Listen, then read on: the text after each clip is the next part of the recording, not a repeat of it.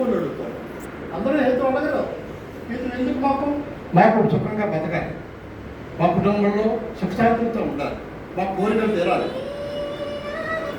అది ఆ జీవన గమ్యంలో ఎన్నో తప్పిపులు, ఎన్నో ఇబ్బందులు, ఎన్నో సమస్యలు, ఎన్నో పరిష్కార మార్గాలు.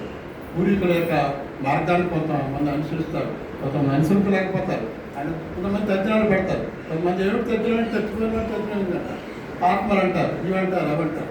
అదంతా కూడా నా ఉద్దేశం ఏంటంటే మనిషి జీవించాలి, మానవతావాదం ఉండాలి. మానవతావాదానికి వ్యతిరేకంగా మాట్లాడిన దేన్ని కూడా తెగచెక్కలేదు.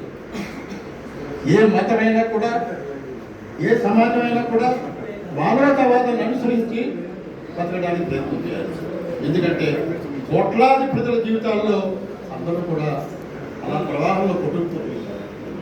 ఒక జీవితం అంటే ఆ జీవితంలో తీసుకున్నాడు, మానవంలో తీసుకున్నాడు. ఇవాళ వీరే సంపంతులు గారు బతుకుంటే, ఇవాళ సజీవంగా మన మధ్య ఉంటే ఏమాలోచించేవారు? సమాజానికి ఎదురు తిరిగేవారా? ప్రవాహానికి ఎదురు తిరిగితే మునిగిపోతాడు. అంతే. ప్రవాహానికి ఎదురు తిరిగితే ఏమవుతుంది? మనం మునిగిపోతాం. అలా మునిగిపోయిన వాళ్ళు అంతమంది ఉన్నారు.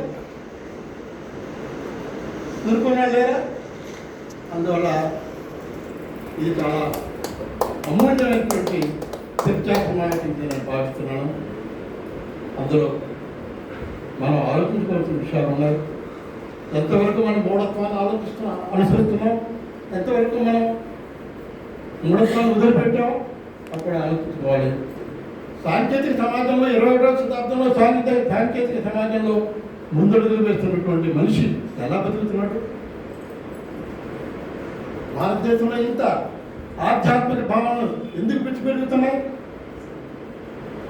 అయోధ్యలు, రామాలయాలు, మందిరాలు, శ్రీరామనామాలు. నేను శ్రీరామం అనేవాడు అంత దేశం అంతా కథలు వచ్చిందే అంటే ఏంటి? దీనికి కారణం ఏంటి?